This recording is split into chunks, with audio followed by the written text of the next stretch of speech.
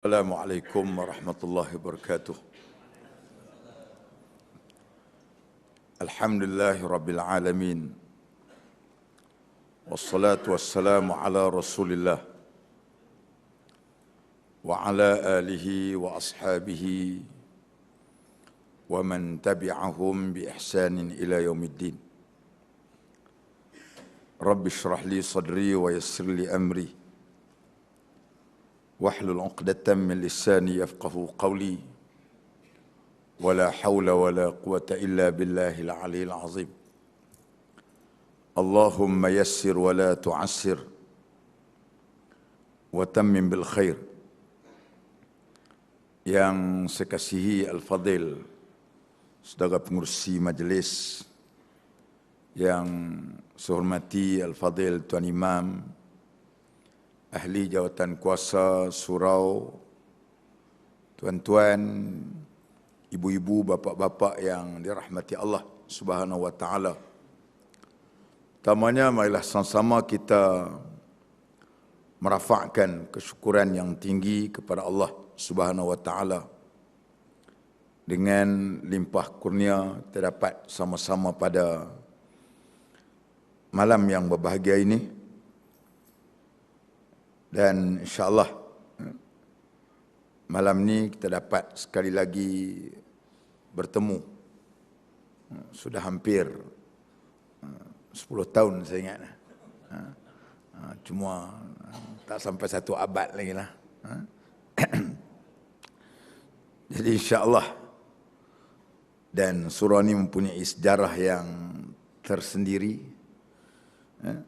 Dan tuan-tuan yang dirahmati Allah Subhanahu wa taala, insyaallah pada malam ni saya akan menghuraikan beberapa peringatan ataupun pesanan daripada Imam Syafi'i rahimahullahu taala.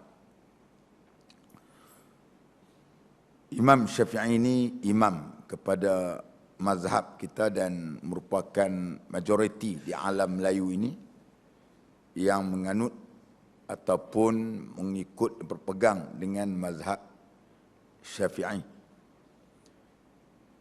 Imam Syafi'i ini juga mempunyai silsilah keturunan dengan Nabi kita Muhammad sallallahu alaihi wasallam daripada sebelah bapaknya, iaitu keturunan daripada Abdul Muttalib. Alim Imam Syafi'i ini, umur 15 tahun, beliau sudah mengajar dan sudah pun memberikan fatwa kepada masyarakat di dalam pengajiannya pada ketika itu. Dan insyaAllah pada malam ini di antara peringatan yang beliau ingat kepada kita, dia kata, tuntutlah ilmu sebanyak mungkin, kerana ia dapat menjaga dan membuatkan kamu cermelang di dunia dan juga di akhirat. Sesuai dengan arahan daripada Allah Subhanahu wa taala di dalam surah Al-Alaq. Ayat yang pertama turun ialah Iqra. Bacalah, kajilah, tadabburlah, menggambarkan tentang soal berkenaan dengan ilmu ini merupakan asas yang penting. Sama ada kita nak cermelang di dunia ataupun cermelang di dalam agama ataupun akhirat. Nabi SAW dia menyebut, man arada dunya fa'alaihi bil ilmi wa man arada al akhirah fa'alaihi bil ilmi wa man aradahuma fa'alaihi bil ilmi. Siapa yang hendak kepada dunia, maka hendaklah dia dengan ilmu. Dan siapa yang hendakkan kepada akhirat, maka hendaklah dia dengan ilmu. Dan siapa yang hendak kedua-dua, yakni dunia pun nak, akhirat pun nak, maka hendaklah dia dengan ilmu. Maka dengan sebab itu, kita tak boleh cermelang dalam agama kita, dalam akhirat kita, kalau kita tidak ada ilmu. Kita tak nak apabila kita beribadat, tetapi sedangkan kita tidak ada ilmu. Maka waktu itu ibadat yang kita tunaikan mardud, ditolak oleh Allah Subhanahu wa taala. Sebagaimana yang Nabi sallallahu alaihi wasallam juga memperingatkan kepada kita tentang, dia kata, sayati 'alan nasi zamanun al-'ubbadu juhal wal qurra'u fasiqah, atau kama qala. Akan datang satu masa nanti di mana umatku, di mana ada orang yang nak belajar tapi jahil, nak beribadat tapi jahil, rajin beribadat tetapi dalam keadaan yang tidak ada ilmu. Wal qurra'u fasiqah, dan qari yang membaca Al-Quran tetapi tidak beramal dengan isi kandungan Al-Quran. Maka sebab itu, kalau tak ada ilmu, buat ibadat tanpa berpaksikan kepada ilmu, semuanya itu akan ditolak walaupun kita rajin untuk beribadat. Sebab itu kita kena nak cemerlang dalam agama, dia mesti ada ilmu, mesti belajar. Nak pergi haji, kena belajar. Nak pergi umrah, kena belajar. Nak salat, kena belajar. Semuanya mesti dengan ilmu. Sebab tu kita minta kepada Allah Ta'ala, Allahumma rzuqni ilman nafi'ah. Ya Allah, ya Tuhan kami, anugerahkanlah kepada aku ilmu yang bermanfaat. Kita tanda ramai orang yang ada ilmu, tetapi ilmu yang tidak membina pribadi dia, ilmu yang tidak menjadikan diri dia itu sebagai orang yang khasyah, takut kepada Allah Subhanahu wa taala. Kita hendak supaya ilmu ni tadi boleh memberikan manfaat kepada kita, dan kita ini takut akan amaran-amaran Allah Subhanahu wa taala. Ini yang kita hendak. Kita tak hendak ada ilmu, tetapi ilmu tadi tidak mendidik, ilmu tadi tidak memberikan apa-apa manfaat dalam kehidupan kita. Itu yang kita minta, supaya Allah Ta'ala beri ilmu, dan ilmu ni pula dapat memberikan kepada kita manfaat. Ini yang perkara-perkara yang perlu kita minta kepada Allah Subhanahu Wa Ta'ala. Bukan saja kita ada ilmu, tapi kita tak nak, kita tak beramal dengan ilmu dia. Kadang-kadang kita tengok banyak orang ada ilmu, tetapi dia tidak beramal. Sebab tu di antara syarat, ciri-ciri sebagai seorang ulama, dia selain daripada ada ilmu, menguasai ilmu, ilmu alat, yakni ilmu nahu, balaghah, ilmu isti'arah, ilmu kinayah, ilmu fiqh, usul fiqh, tarikh tashri', qawaid fiqhiyah, ilmu mustalah hadis, ulum tafsir. Selain daripada menguasai ilmu ini, tak cukup kalau hanya ada ilmu. Yang kedua, dia mesti takut dengan Allah Ta'ala. Dia mesti takut. Innama yakhshallaha min ibadihil ulama. Sesungguhnya orang yang paling takut akan Allah Ta'ala ialah para ulama. Sebab tu nak jadi ulama, ilmu banyak, tapi mereka tidak takut kepada Allah, maka itu tidak dinamakan sebagai ulama. Kalau kita tengok orientalis di universiti-universiti di barat sana, kita tengok di Department of Islamic Study, di sana banyak mereka yang berpendidikan Islam yang pergi belajar di sana. Tok guru mereka itu ialah bukan Islam, orientalis. Mereka menguasai ilmu, hadisnya, fiqahnya, usul fiqhnya, tarikh tasyri', sejarah perundangan Islamnya, kanun jenayahnya, menguasai. Tapi mereka tidak beriman. Mereka tidak beriman. Maka mereka ini bukan ulama. Oleh itu kita minta kepada Allah Ta'ala, kita hendak supaya kita belajar, kita menuntut supaya ilmu ni tadi dapat memberikan manfaat kepada kita. Kita hendak ilmu ni boleh memberikan manfaat dan membimbing kita. Selagi kita mendapat banyak ilmu, maka di situ kita akan makin dekat dengan Allah Subhanahu Wa Taala. Belajar ni pula dia tak ada pencen. Kita kerja ada pencen, ada 58, ada 55, ada option 50, ada 60. Kan?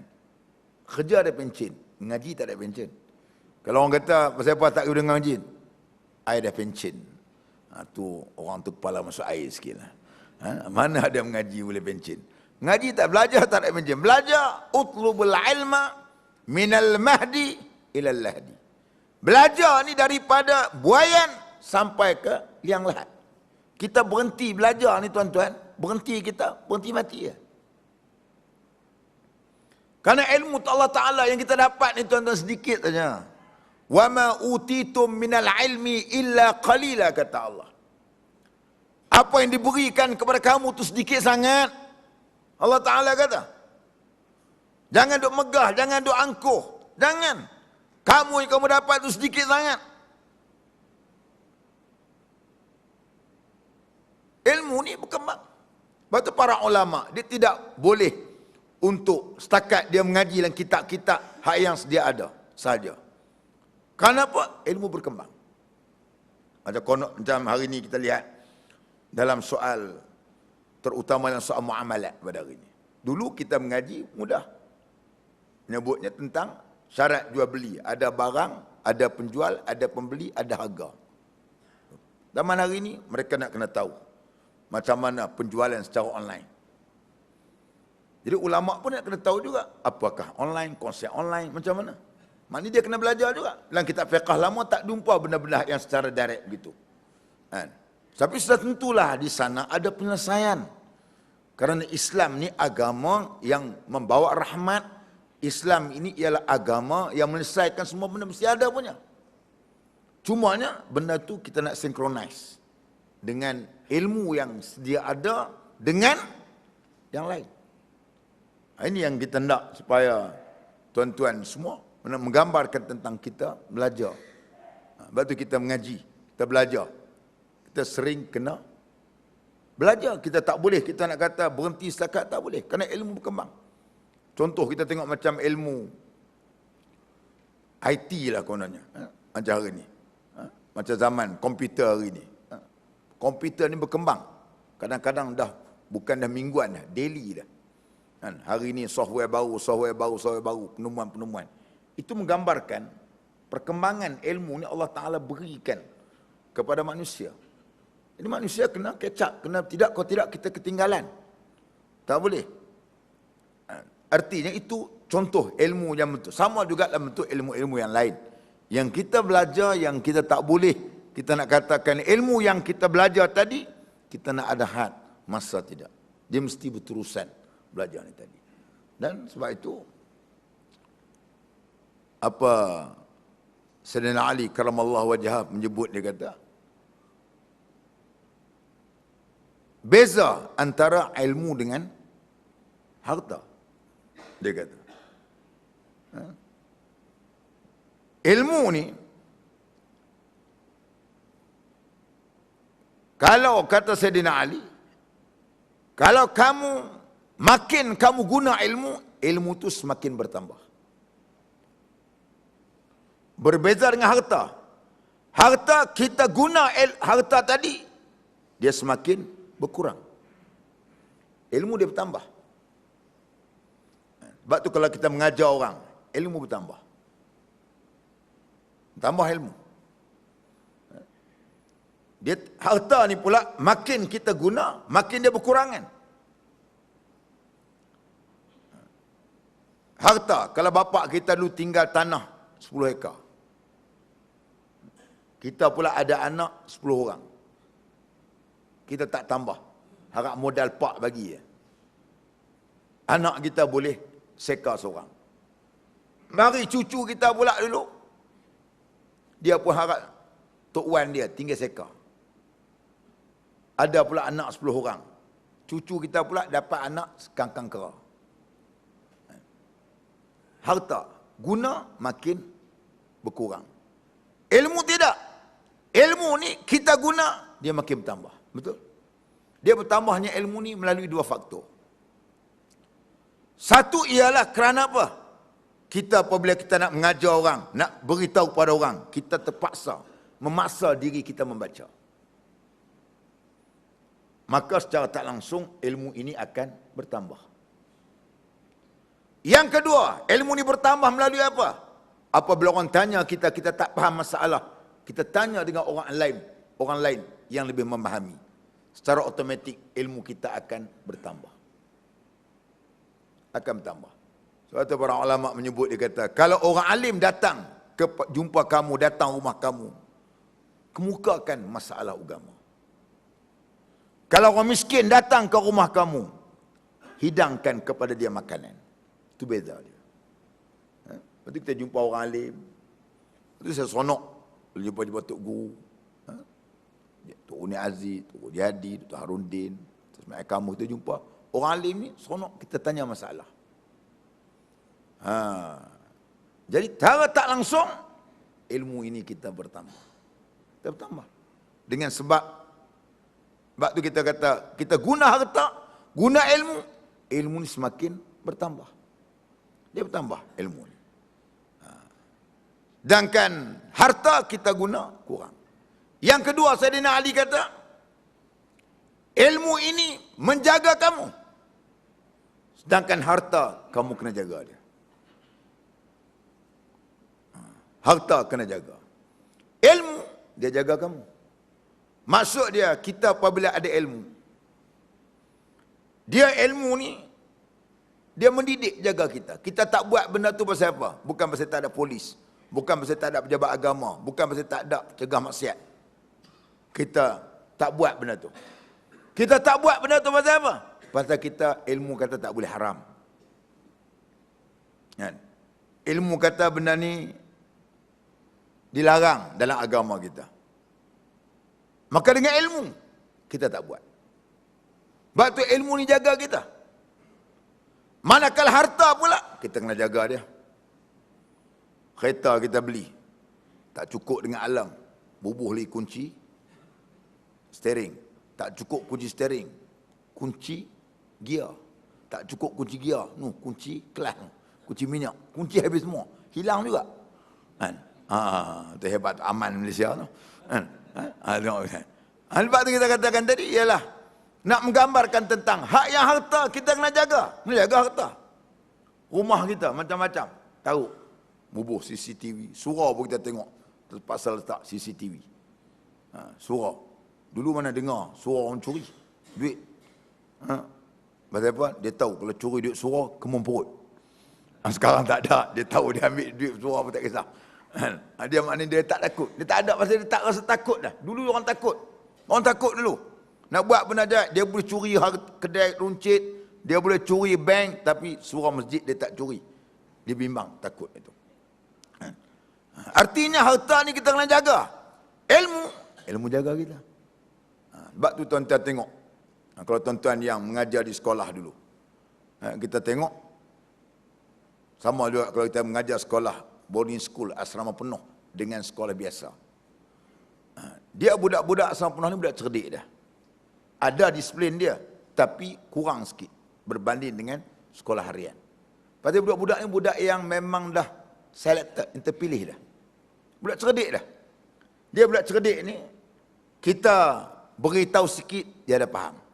Ajar sikit, dia dah tahu. Ini boleh buat, ini tak boleh buat. Budak cerdik. Langgar disiplin pun kurang. Hak yang duk langgar disiplin, kelas-kelas ni pun nak, kelas belakang sekali. Hak duk lawan cikgu. Kan? Hak yang guru disiplin, kita tengok bila rotan dia, saat lagi kita tengok, kereta cikgu, tayar 4 naik atas. Bumbung ke bawah. Kan? Kan? Kalau warden-warden pula duduk hukum rotan dia, siap awak. Besok subuh kita nak start motor tak boleh, carburetor dia buang.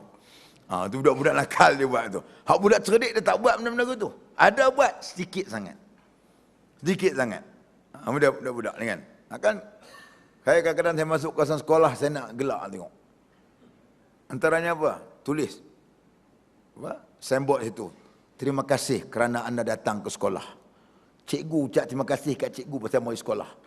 Tu pelik tuan-tuan, zaman kita mana ada gitu kan. Zaman kita mana ada gitu. Zaman hari ni sekolah ucap terima kasih pasal budak mari sekolah. Zaman kita dulu mana boleh. Kalau dia tak mari sekolah, dia tak selisih, dia tak lalu ke depan cikgu tu. Lalu ke rumah cikgu, tak lalu dulu. Zaman dulu. Maksud apa? Kita dah hilang konsep dia apa? Konsep rotan. Ni semua nak pakai psikologi semua. Rotan tak nak pakai. Zaman kita lalu kita tengok. Sebab tu lah dalam pendidikan ni Nabi kata, rotan ni walaupun kamu tak rotan anak kamu, kawan-kawan yang kamu gantung kat rumah.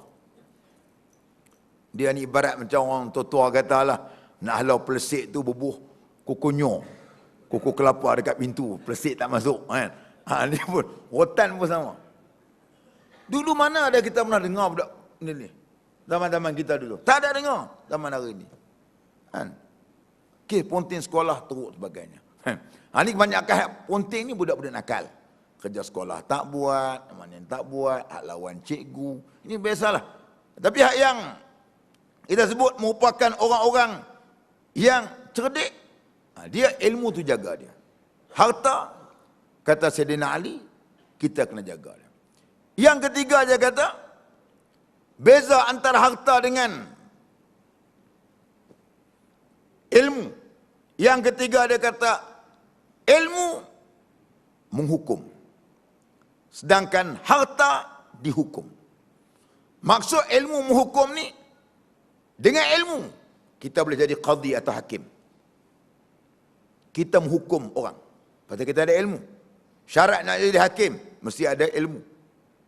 Harta pula dihukum, maknanya dibawa sebagai bahan bukti, bawa ke mahkamah.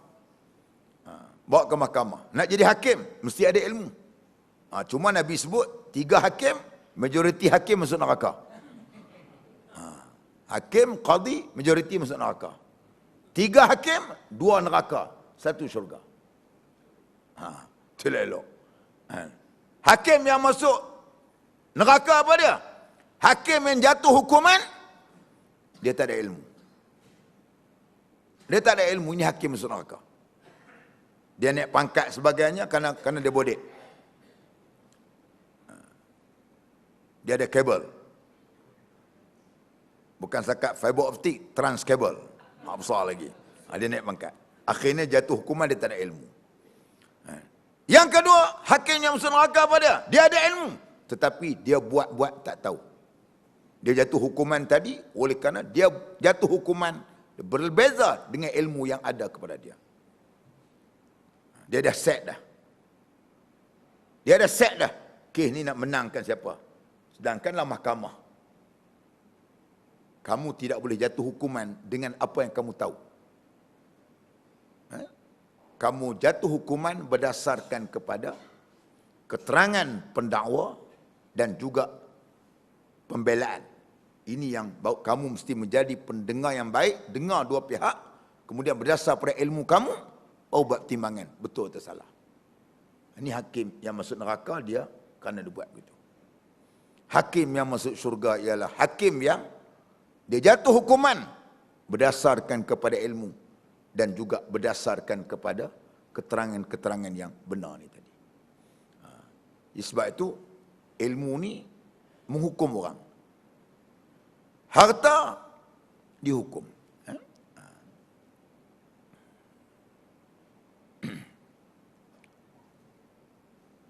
Dan yang keduanya, kata Imam Syafi'i, dia kata, perbanyakkan menyebut Allah daripada menyebut makhluk. Karena perbanyakkan kita ni menyebut Allah Ta'ala daripada kita ini menyebut makhluk. Artinya kita Banyak, kerana Allah Ta'ala kata, fazkuruni azkurkum. Sebutlah aku, ingatlah kepada aku akan ingat kepada kamu. Kita kena ingat kepada Allah Ta'ala. Pada waktu kita senang, Allah Ta'ala juga akan ingat kepada kita waktu kita susah. Ini yang kita bertawassul dengan amal kebaikan kita. Pada ketika kita senang, kita ingat Allah Ta'ala. Maka pada ketika kita susah besok, maka Allah Ta'ala akan peringat kepada kita. Bagaimana disebut dalam kitab Riyadhus Salihin. Kisah 3 orang sahabat yang dia masuk dalam gua. Gua tu tutup pintu menyebabkan mereka tak boleh keluar. Maka di kalangan 3 mereka ni tadi mengingatkan tentang amal baik mereka waktu mereka duduk di luar gua. Dia kata, aku dulu, seorang tu kata, aku dulu ni ada mak ayahku. Aku belah mak ayahku. Satu hari aku balik susu. Ayahku dah tidur, jadi anak aku ni meronta-ronta nak minum susu tu. Aku tak bagi. Pasal apa? Aku akan nak pastikan orang tua aku makan dulu, minum dulu. Ya Allah, kalau itulah jadi kebajikan untuk aku, ya Allah, Engkau bukakanlah pintu gua ni. Buka sikit. Tak boleh keluar lagi. Yang kedua pula, seorang tu pula kata, aku dulu ni ada sepupu aku. Aku nak kat dia, tapi dia tak mau kat aku. Maknanya cinta tak berbalas. Satu hari sepupu tu, dia keputusan duit, tak ada duit. Dia jumpa dengan aku. Nak minta duit. Aku kata aku tak bagi. Syarat, boleh aku bagi. Dengan syarat engkau serahkan tubuh kamu untuk aku berzina. Sepupu aku tak nak. Tapi oleh kerana dia memikirkan dia perlukan duit, dia terpaksa menyerahkan tubuh dia. Waktu aku nak berzina dah, tiba-tiba sepupu aku kata, ittaqullah, takutlah kamu kepada Allah. Maka aku lantas, aku bangun tak jadi berzina. Ya Allah, kalau itulah yang menjadi amal kebaikan untuk aku, Engkau bukakanlah pintu gua ni, ya Allah. Maka buka sikit, tak boleh keluar lagi. Kemudian yang ketiga pula kata, aku dulu ni ada pekerja dengan aku. Dia bekerja dengan aku ni, tiba-tiba dia hilang. Dia tak ada ambil gaji pada aku lagi. Tak ambil gaji. Jadi, waktu tu upah aku nak bagi kepada dia, binatang, ternakan. Jadi akhirnya lama 10 tahun dah. Jadi, binatang yang aku bela tu berkembang. Biak, banyak. Sampai satu kandang banyak. Satu hari hak yang pekerja aku ni tadi datang jumpa aku. Dia kata, dulu aku hilang daripada kamu, aku tak sempat nak ambil gaji. Aku nak gaji aku balik. Boleh tak? Boleh. Mana gaji hak aku dulu? No. Satu kandang binatang, kau ambil lah. Semua tu. Semua. Dia pun ambil semua. Seekor pun tak tinggal. Dia pun seekor pun tak tinggal. Dia kata tak ada, ambil lah sikit dah. Dia ambil semua. Tak apalah, aku redha, pasal bukan hak aku.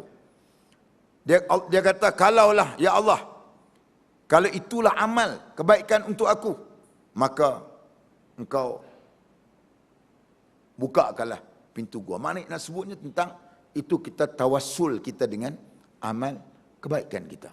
Itu yang kita tengok macam orang-orang dari kalangan orang-orang soleh. Seperti golongan para wali. Para wali. Karamah. Karamah. Ma'unah.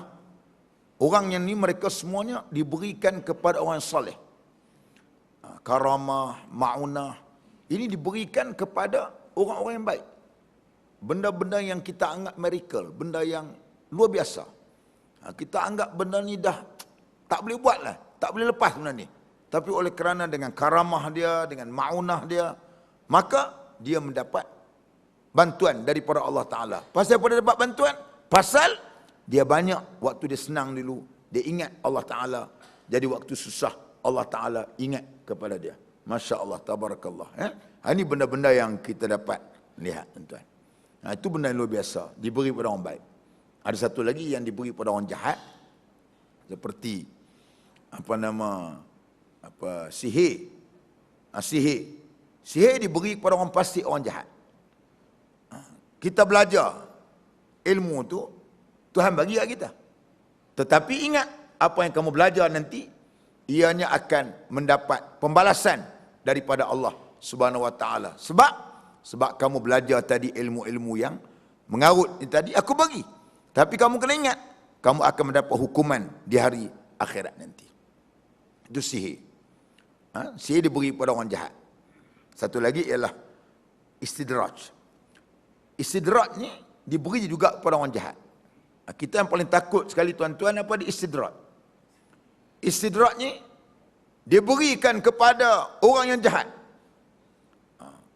Makin dia buat jahat, makin dia dapat nikmat. Makin dia buat jahat, makin dia kaya. Makin dia buat jahat, makin dia sihat. Ini bahaya.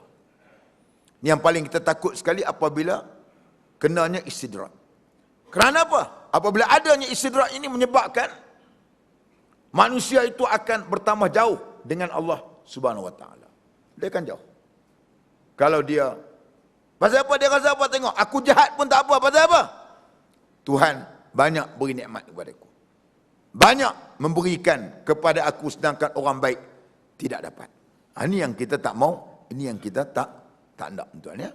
Ini sebab tu kita kata Imam Syafi'i, perbanyakkanlah menyebut nama Allah. Dan yang ketiganya, kata Imam Syafi'i, dia kata, pilihlah makanan yang halal, kerana ia menjamin kesihatan dan menyebabkan syaitan gerut. Dia suruh pilih makanan yang halal, makanan yang baik. Kulu min tayyibati ma razaqnakum, kata Allah. Makanlah daripada benda yang baik, daripada apa yang telah kami rezekikan. Setiap benda yang halal itu baik. Setiap benda yang baik itu adalah merupakan benda yang halal di sisi Allah Subhanahu Wa Taala. Sebab tu kita disuruh pilih makanan yang halal, yang baik. Bab makan, jangan kita ni, orang panggil apa, dia insya-Allah, macam saya sendirilah, tuan-tuan pun sama. Kita benda-benda yang haram, insya-Allah kita tak makan. Tapi banyak hari ni ialah kita banyak makan benda-benda yang syubhah. Syubhah ni banyak sangat yang kita terlibat, kita makan. Benda syubhah. Syubhah, sebab tu kita makanan-makanan yang kita makan, seperti, yalah, antaranya makanan-makanan yang kita tak tahu siapa yang buatnya. Terutamanya makanan-makanan yang dibuat oleh orang yang bukan Islam. Kita tak kata haram, tetapi benda-benda yang macam tu, dia sebenarnya ada kesan dari segi pembinaan peribadi kita. Kerana sebab tu kata seorang sahabat Sa'ad pernah tanya kepada Nabi sallallahu alaihi wasallam, macam mana cara Rasulullah untuk aku nak supaya doa aku mustajab? Maka Nabi kata, atib mat'amak takun mustajab da'watak. Kamu perbaikilah makanan kamu, nescaya doa kamu akan dimustajab. Kita kadang-kadang makan kita tak apa jaga, termasuk saya sendiri. Makan, kalau kita, ialah banyak kita musafir kan, kita makan kadang-kadang di kedai. Hak tukang masak tu sembayang kedai, Allah alam. Kita makan, kadang-kadang hak yang tukang masak tak menutup aurat, ni pasti kita makan air tangan dia. Di segi fiqh tak ada masalah ni, kita bercakap di segi sudut. akhlak tasawuf ni tadi. Dia sebenarnya sebab tu kadang-kadang kita lihat sebab apa.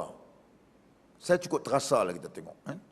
Kadang-kadang solat kita kadang-kadang tak khusyuk. Mungkin punca daripada makan. Makan bukan makanan haram, hak tadi makan tadi. Maklumlah kita hidup musafir, jalan, singgah ikut dan nak makan. Jadi itu kita nak tengok, payahlah kita nak cari kedai-kedai yang benar-benar mutadayyin, orang-orang yang beragama yang menguruskan kedai tersebut. Dia akhirnya memberikan kesan dari segi pembinaan akhlak peribadi kita. Sebab tu kita ingatan kita lupa. Sebab tu solat kita tak khusyuk. Sebab tu hati kita keluh kesah. Ini semua kesan yang kita bicarakan dari segi sudut kesan dalaman ni tadi. Semuanya banyaklah faktor lain. Ni kita bercakap tentang faktor makan. Sebab tu makan ni benda yang cukup penting. Hak benda haram memang jelas lagi lah. Ini benda-benda yang perlu kita jaga, perlu kita pelihara. Sebab tu hari ni kita tengok sepatutnya macam selalu saya sebut selalu. Macam kita lihat, tak timbullah hari ni macam kita perlulah barang-barang dapur kita tu hampir 95% sudah ada produk yang dibuat oleh orang Islam. Orang Islam. Kadang ada yang mempolporkan lagi sampai macam apa ayam organik, azin dan sebagainya. Dia sampai dia makan dia. Memang betul. Kalau kita tengok segi sudut lain. Hari ni kita tengok ayam nak makan pun kita takut tu. Paha ayam macam besar paha kita sekarang ni. Lah, ayam kan. Besar tu. Pendek kata, dulu 45 hari. Sekarang dah turun dah. Nak cepat. Memang, tak boleh. Itu sudut kesihatan lain. Ini sudut, saya bercakap di sudut ni. Jadi semuanya, kita perlukan kepada soal dalam bentuk makan. Pertama kita orang surau, orang yang datang untuk nak ta'abud, nak taqarrub kita dengan Allah Ta'ala ni. Kalau seboleh mungkin. Saya pun banyak makan benda-benda yang tersebut tadi. Tapi kita kena ada improvement. Ada satu benda yang peningkatan dalam pemakanan kita. Terutama di sudut untuk memakan makanan yang kita pastikan. Kerana setakat logo halal saya tak jadi. Tak jadi halal. Hari orang nak merecek dia tunjuk halal. Lepas tu hulul lah. Itu kan. Jadi itu ada.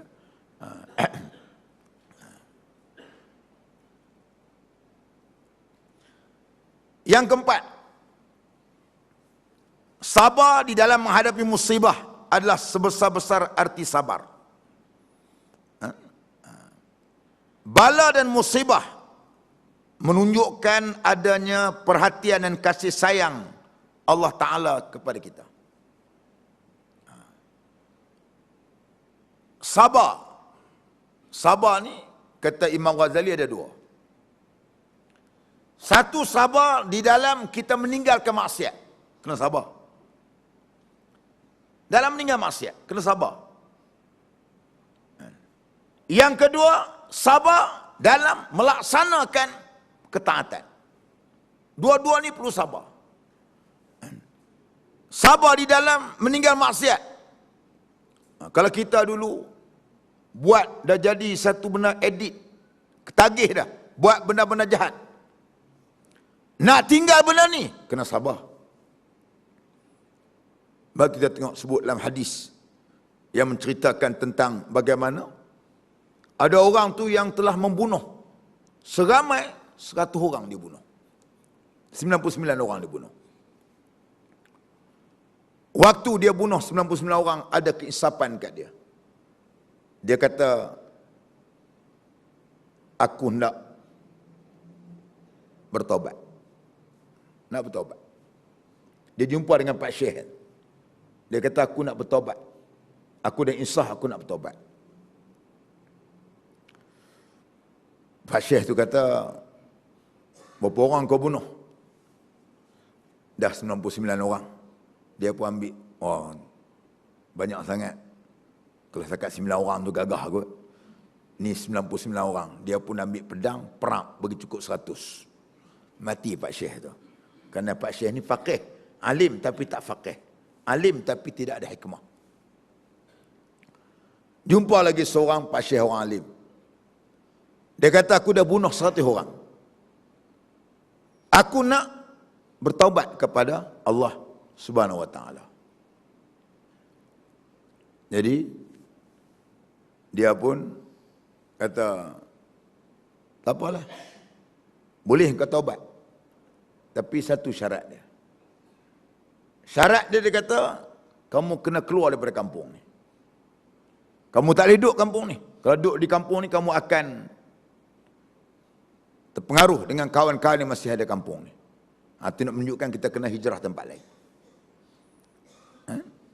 Dalam perjalanan dia nak pergi ke tempat kampung lain, dia mati. Dia mati. Bila mati, malaikat berebut. Ada yang nak bawa ke neraka, nak bawa ke syurga. Kemudian Allah Ta'ala kata, ukur mayat ini. Kalau mayat ini dekat dengan kampung asal dia, masuk neraka. Kalau mayat ini dekat dengan kampung yang dia nak pergi dah, yang dia nak hijrah, masuk syurga. Maka bila ukur, mayat itu dekat dengan kampung yang dia nak hijrah, masuklah syurga. Pasal apa? Dia benar-benar nak bertaubat. Tak apalah saya nak ambil dari segi istidlal dalil di sini ialah nak menunjukkan tentang apabila memang kita bila antara benda yang kita kena waktu sabar ni, sabar dalam meninggalkan maksiat. Kita kena sabar. Ujian banyak orang nak meninggal maksiat ni. Ada dulu saya ingat seorang waktu saya pernah berceramah di kamp tentera dekat kamp Terendak dulu. Ada satu division tentera itu. Dia beritahu. Yang ada pencen dia kot. Dia beritahu. Dia berubah perangai dia ketika umur 40 tahun. Ini orang kata hidayah. Hidayah. Dia mari. Dia kira pegawai pemerintah situ. Camp. Dalam satu division situ. Dia kata, dia orang Perlis dia tu.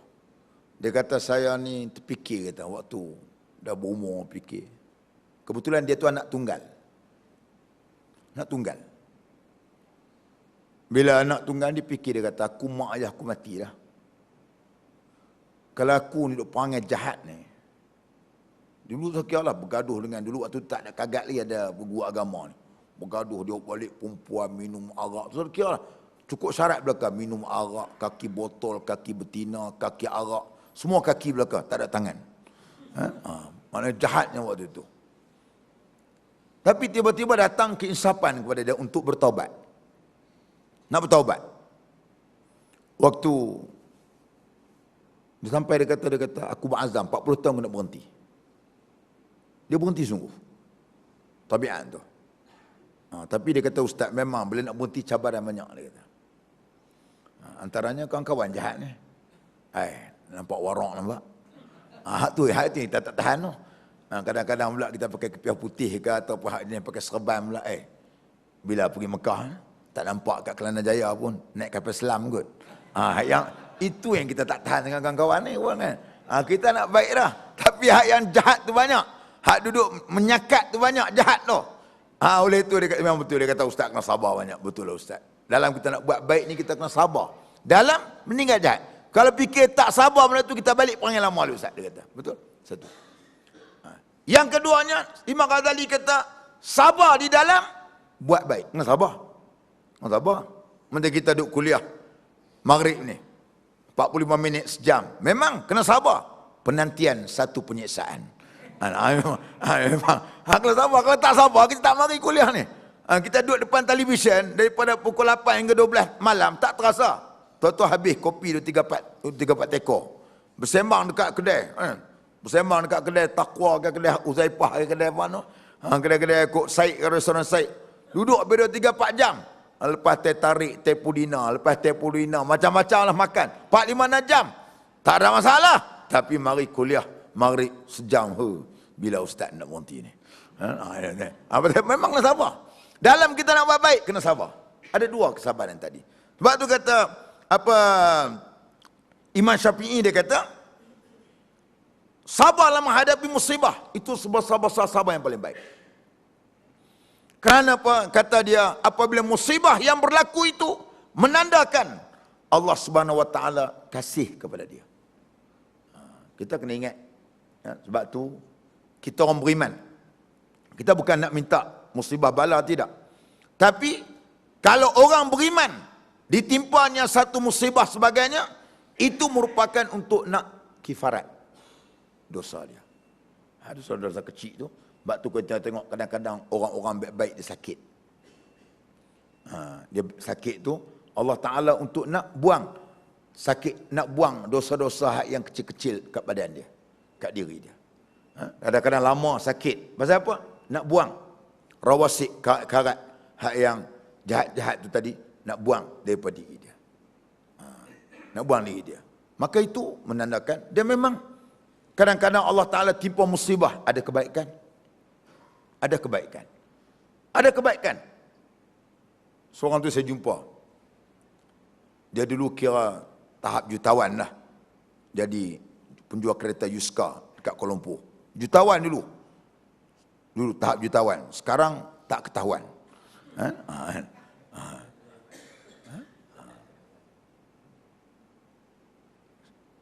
Jumpa saya kedai kata, apa? Yalah dulu saya ni. Kes apa saya? Main judi lah. Judi. Judi bukan sport toto RM1, RM2 no. Genting Helen.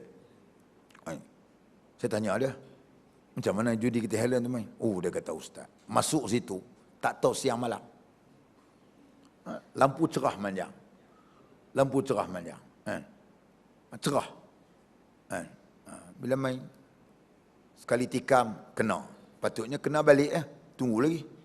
Ni setan. Oh, tu panggil setan ni. Setan. Duk loh. Duk lah beb. Bro, duk bro kan. Duk itu. Duk itu. Duk lagi kok menang banyak lagi. Tikam pula kalah. Tunggulah. Dia ambil modal balik. Kadang-kadang tikam kalah, menang, kalah, menang, kalah, menang. Kalah, bengrak tunggu.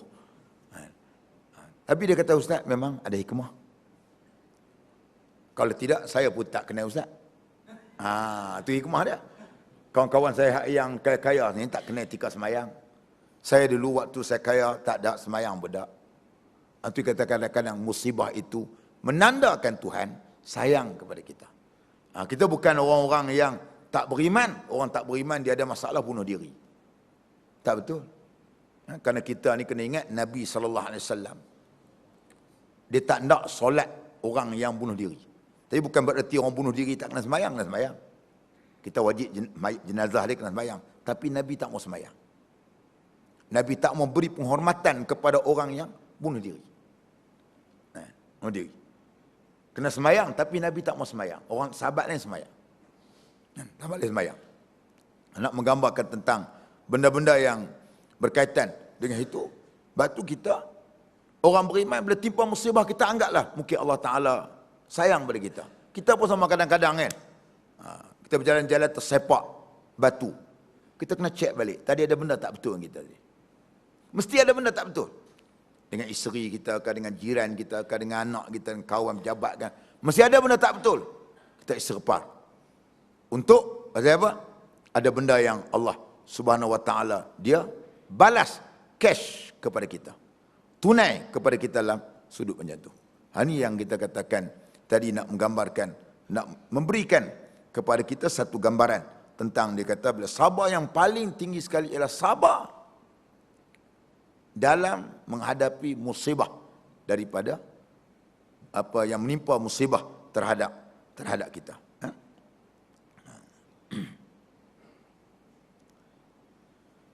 Yang kelima dia kata, apabila salah seorang antara kaum kerabat atau jiran kamu sakit, kata Imam Syafi'i, ziarahlah.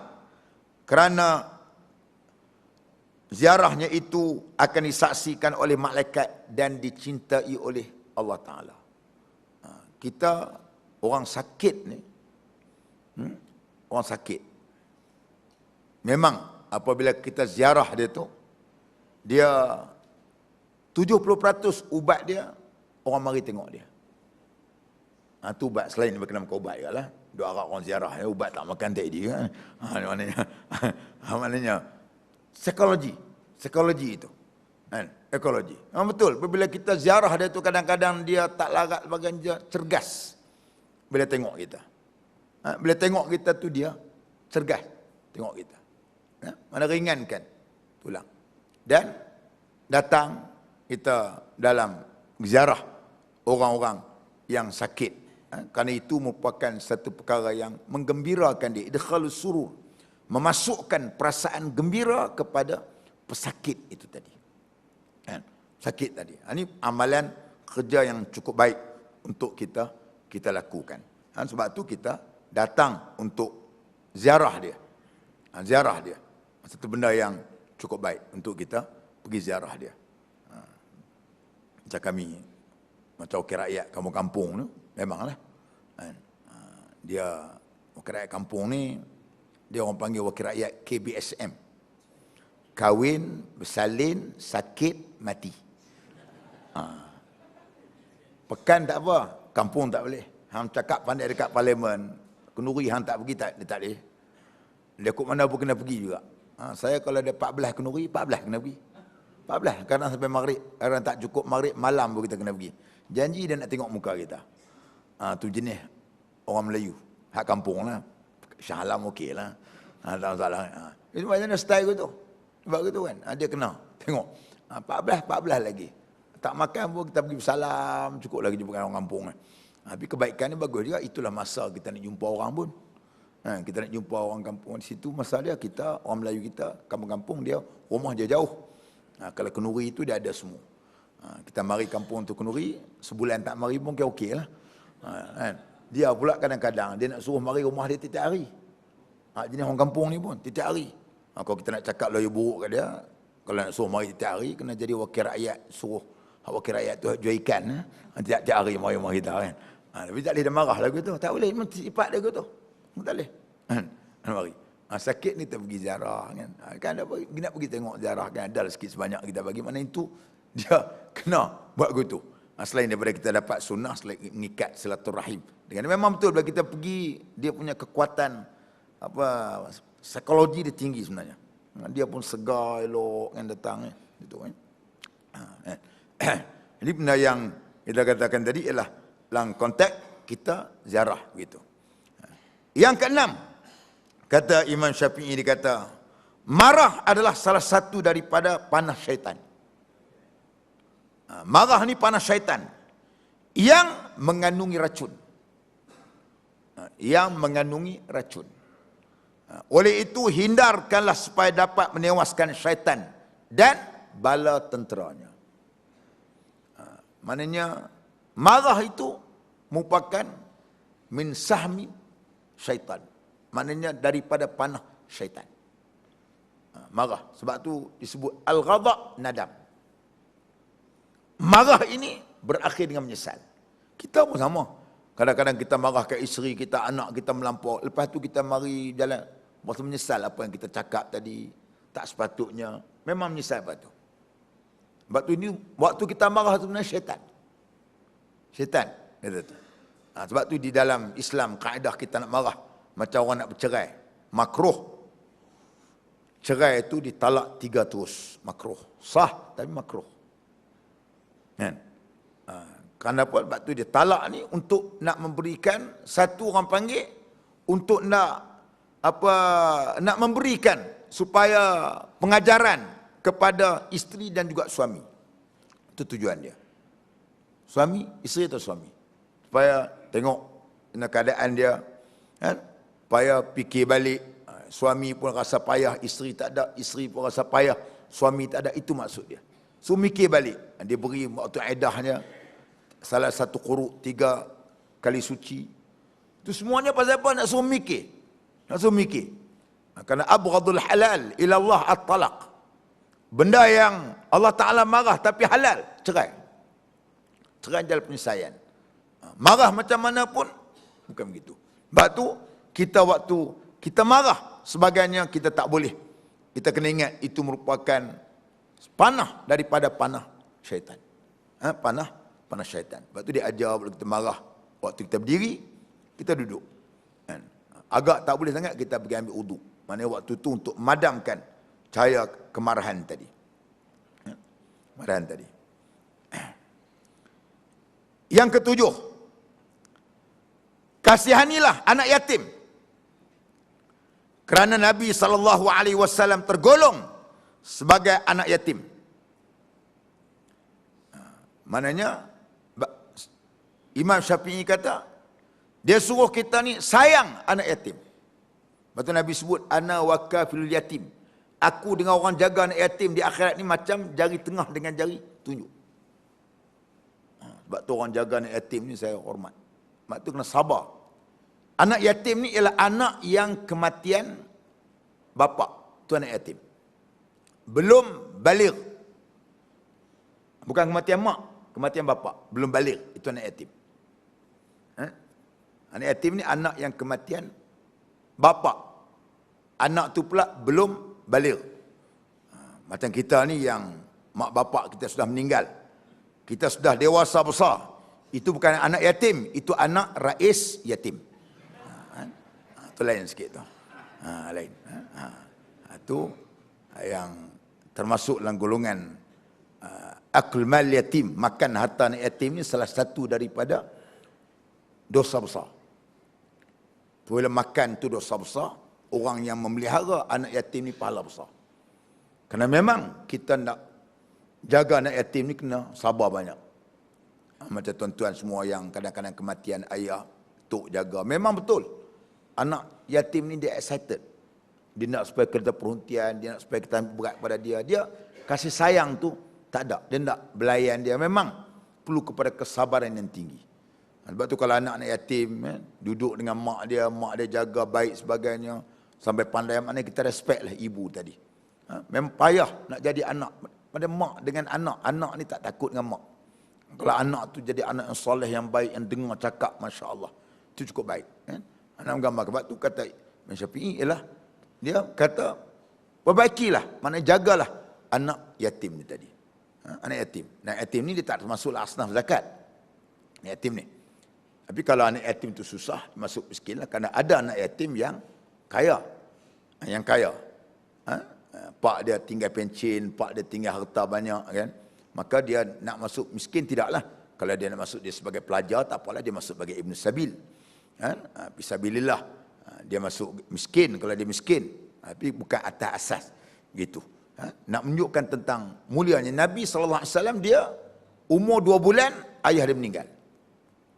Waktu duduk dalam perut mak dia. 2 bulan, ayah dia meninggal. Nabi. Waktu 6 tahun, mak dia pula meninggal. Sebab tu baginda SAW, dia cukup mengambil berat hal-hal berkaitan dengan anak yatim. Sebab tu makan harta anak yatim ni, dosa dia sebaris seperti mana orang berzina. Ijtanibus sab'al mubiqat, kata Nabi. Naklah kamu jauh daripada 7 perkara yang membinasakan. Antaranya ialah akul mal yatim, makan harta anak yatim. Zina. Kemudian syurbul kham, minum arak. Qazful muhsanatil mu'minatil ghafilat, tuduh orang baik berzina. Sihir, qatlun nafs bighairi haqqin, bunuh orang tanpa hak, dan lari daripada medan perang. Itu 7 perkara yang termasuk dalam dosa besar. Salah satunya ialah makan harta anak yatim. Sebab tu kita makan harta anak yatim ni kena beringat sikit. Terutama macam kalau kita nak buat kenduri, arwah sebagainya, kita kena ingat. Kita kena ingat, kita bimbang kadang-kadang kita duk bergaduh, marah kat kak kita. Kita kata kak ipar kita tu kedekut, adik kita mati, dia tak dapat kenduri. Dan kita kena ingat, harta tu harta budak. Kalau kita ada tua tak apa, takut harta tu harta budak. Nak minta kebenaran bahawa dia budak. Dia tak reti apa. Sedangkan itu hak dia. Kan? Sebab tu kalau ikut isi sunnahnya ialah macam ketika Ja'far bin Abi Talib meninggal, maka Nabi suruh gembirakan keluarga Ja'far. Mana orang lain yang buat kenduri sebenarnya. Orang lain, jiran-jiran yang buat kenduri. Tak apalah kalau kita nak buat kenduri, tak masalah. Tapi pastikan bukannya harta tu harta yang melibatkan anak yatim. Itu kena punya. Kadang-kadang saya tengok banyak berlaku dalam masyarakat, kadang-kadang bergaduh antara kak ipar. Pasal dia kata kak ipar dia kedekut, tak nak keluarkan, nak buat kebajikan untuk mak, untuk abang dia. Itu tak betul. Mungkin kak ipar dia fikir ni anak kecil, aku nak minta kebenaran macam mana. Kecuali kalau harta kak ipar sendiri, dia ambil ni, lokit memang bukan hak dia, ni hak saya punya, tak apalah. Jadi kalau dia tak nak buat kenduri, mana dia bukan itu alasan dia untuk kita nak bergaduh benda-benda yang kita sebutkan tadi. Ini sebab tu tuan-tuan yang dirahmati Allah Subhanahu wa taala, di dalam hal seperti beginilah yang kita nak menunjukkan betapa beberapa peringatan-peringatan yang ditinggalkan oleh Nabi kita dan juga dipesan oleh Imam Syafi'i, merupakan imam mazhab kita. Semoga ianya dapat memberikan iktibar, pengajaran kepada kita bersama, insya-Allah. Jadi itulah yang saya dapat sampaikan pada tuan-tuan malam ni. Untuk itu sebelum saya nak mengakhiri majlis ini, saya sikit mohonlah bantuan kepada tuan-tuan, kerana saya ni bukan yang berhormat, orang panggil YB ni yang berat nanang. Yang berat nanang. Kita sikit maklum, tempat yang kita tidak ada peruntukan, terutamanya waktu sekolah biasalah. Jadi wakil rakyat kampung, rakyat kampung ni kita kena faham, dia tak tahu, dia kira dia datang nak minta. Dia kan kira kita ada, dia kata duit ada, tapi dia datang kita tak boleh tak bagi, kena bagi. Saya kalau saya tinggal rumah ni pun, dia beritahu kakak saya, ni tinggal duit, datang kalau minta 100 bagilah, separuh ke sikit kat dia. Kadang-kadang dia datang pun mengelak tipu banyak, kita tahu dia tipu banyak, tapi kita tak boleh kata dia tipu. Itu kita punya pasal dia lah, macam-macam. Dia tahu kadang-kadang kita nak keluar pukul 8, 9 kita keluar, dia datang awal lagi, lepas subuh datang lah, tunggu dekat pintu.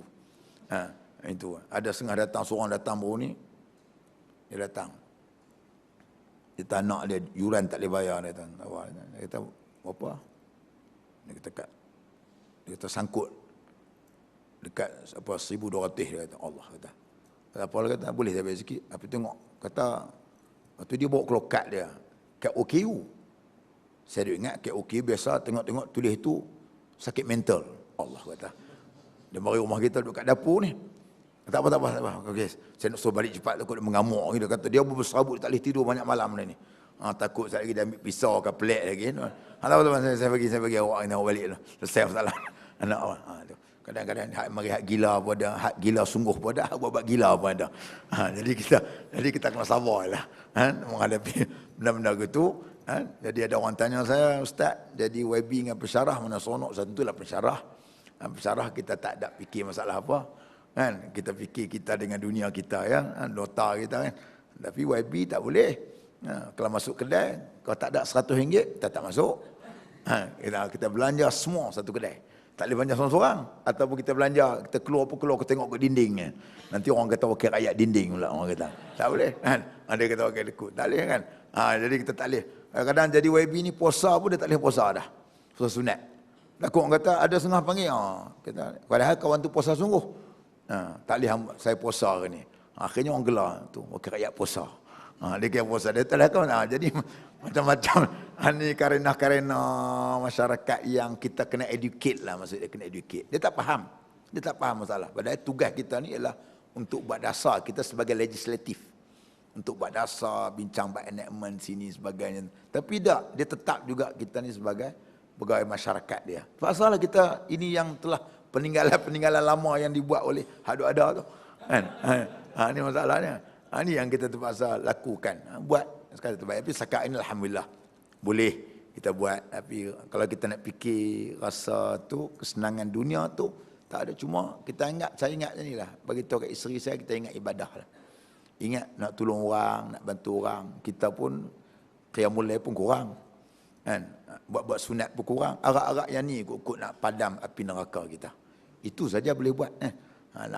Kita harap yang gitu, saya kata, supaya kita dapat khidmat untuk masyarakat yang terbaik. Tolong orang susah.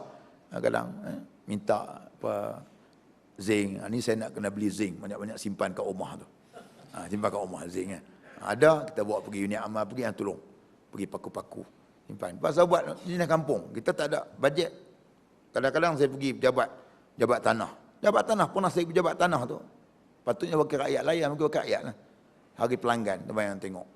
Kita pergi, saya pergi ikut ambil kad 5.30, pukul 8.30 ambil nombor. Pukul 11.30 boleh masuk jumpa dia. Tengok, dia kira queue juga. Hantar surat ke belakang dia, kita hantar surat. Dengan email, dengan bertulis. dengan hantar surat. Dia kata surat tak ada. Aduan-aduan masyarakat kan berkenaan dengan ya, kita tak ada, kita cuma mudah cara. Ada setengah agensi-agensi yang baik dia bekerjasama. Pegawai-pegawai yang baik, yang hak jenis buta warna dan buta pati ni, okey. Ni hak masalah buta perut ni payah. Buta pati dia tak kira pati mana, okey, dia berkhidmat. Kita pun tak masalah. Kita khidmat untuk orang semua. Pada saya ialah tanggungjawab. Soal nak mengundi tak mengundi bukan hak awak. Saya bila bagi bantuan yang saya minta kepada mereka supaya mereka doa untuk saya sihat badan. Itu permintaan saya kepada dia. Yang keduanya minta murah rezeki orang yang beri kepada dia. Saya tak pernah kata makcik, saya bagi ini wajib makcik pangkah saya. No, saya tak nak kata begitu. Itu bukan, itu terpulang kepada dia. Bukan hak saya. Hak saya dengan Tuhan lepas dah. Untuk sebagai wakil, untuk kita nak jaga kepentingan dia. Jadi itulah. Memanglah elong wakil rakyat ni banyak. Elong. Kalau ahli parlimen ni masuk dengan elong-elong semua lah. Dekat 13,000 elong dia. Sedap. Tapi kami parti kena potong untuk pejabat agung 1,600. Saya punya pusat khidmat 3,500. Itu parking hak yang memang tetap untuk ni. Duduk pusat khidmat. Lepas tu kepada sekretariat parlimen 150. Perhubungan negeri RM300. Hak separuh itulah nak berjalan, nak salam, nak kalam. Itulah. Salam, jalan, kalam. Itulah kan. Jadi kadang-kadang itu yang kita katakan tadi untuk nak masyarakat. InsyaAllah hari ini kok tuan-tuan kok ada rezeki lebih, tuan-tuan boleh untuk membantulah, untuk bukan untuk saya, untuk kita nak manjangkan apa kebaikan ini kepada masyarakat di sana. Semoga segala apa yang tuan-tuan sumbangkan itu akan dapat wa ma anfaqtum min syai'in fahuwa yukhlifu. Apa yang kamu belanjakan nanti Allah Taala akan ganti balik. Tapi bab ni saya yakin hak kita duk tolong-tolong orang ni, insya-Allah Allah Taala ganti. Bab ni saya yakin bab tu. Memang Tuhan tunjuk betul lah. Hak yang kata hak yang kita baca ayat ni bila kita buat benda ni baru betul. Baru kita kata tengok memang terasa apa yang kita buat, lepas tu diganti balik dengan hak lain. Hak yang tu hak yang memang kebenaran lah, Allah Ta'ala sadaqallah, Allah Ta'ala membenarkan, memang betul lah itu yang kita lakukan. Jadi insyaAllah tuan-tuan, wallahu alam. Aqul qawli hadza wa astaghfirullahal azim wa lakum. Wassalamualaikum warahmatullahi wabarakatuh. Bismillahirrahmanirrahim. Alhamdulillahirabbil alamin wassalatu wassalamu ala asyrafil anbiya'i wal mursalin wa ala alihi washabihi ajma'in. اللهم انفعنا القرآن العظيم ويسر لنا القرآن العظيم اللهم فقهنا في الدين وعلمنا تهدنا صراطك المستقيم صراط الذين أنعمت عليهم من النبيين والصديقين والشهداء والصالحين وحسن أولئك رفيقا الحمد لله رب العالمين.